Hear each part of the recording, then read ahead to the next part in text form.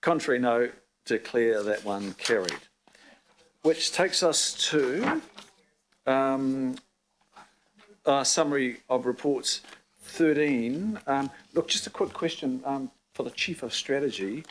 There have been a few emails, councillors have been fetching a few emails on an item that was expected to be back here for this month, and that was the plan change on rainwater tanks. I think it was due, according to the work program, it was due back now. Maybe this, because we're in a public forum, it would be good to just give a brief update on the status of that, if you are equipped. Not sure if equip's the word. I'm looking at Phil Reid. Hello, Phil. Rain tank plan change. Could you please give an update on where that's at? Thanks. It is on the work program for a report at this month, and of course we don't have it, and there's a lot of public expectation. Yep. And we could circulate this by, a memo, but I think because we're in a public forum, it's good to just signal briefly. Let me clarify through the chair. There's the item which I think is signalled for May is in response to the governing body resolution that seeks that we investigate the opportunity to make it mandatory to install rainwater tanks for new dwellings.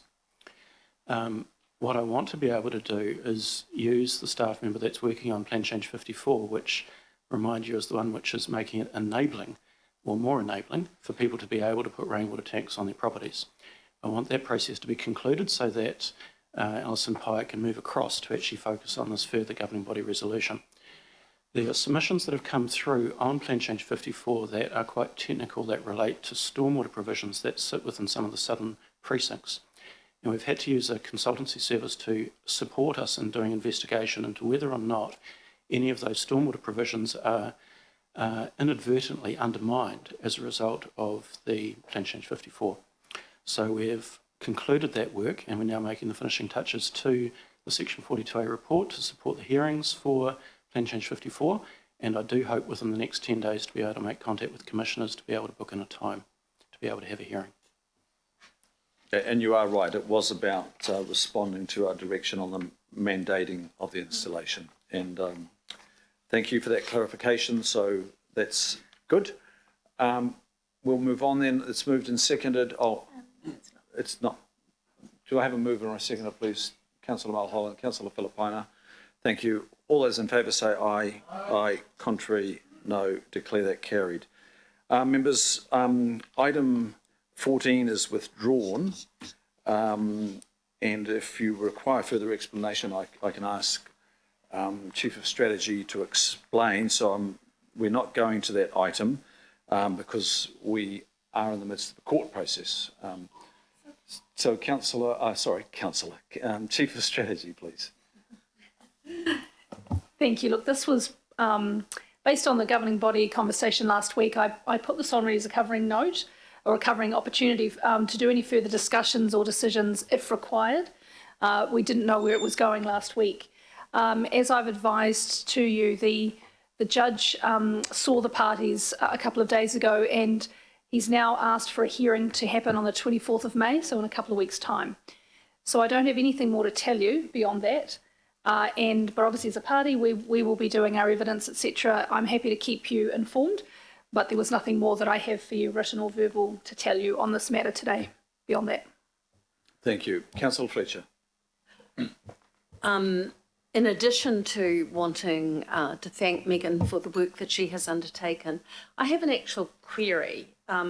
Obviously, I am in favour of the work that's been undertaken and the injunction the Tree Council have taken.